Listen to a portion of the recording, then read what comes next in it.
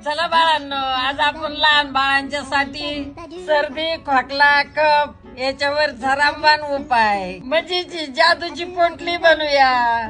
कढईत ओवा घालू।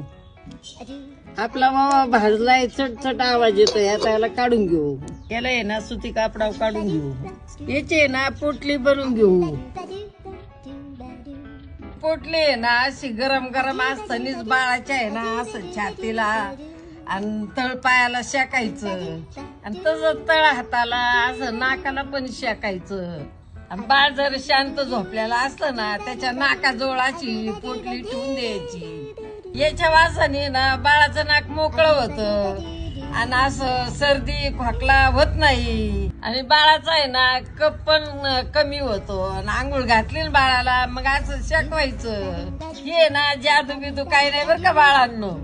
आणि हा आहे ना आजीचा पारंपरिक घरगुती उपाय आहे। आजीची पोटली आवडली असेल ना तर चला बरं लाईक करा आणि फॉलो करा।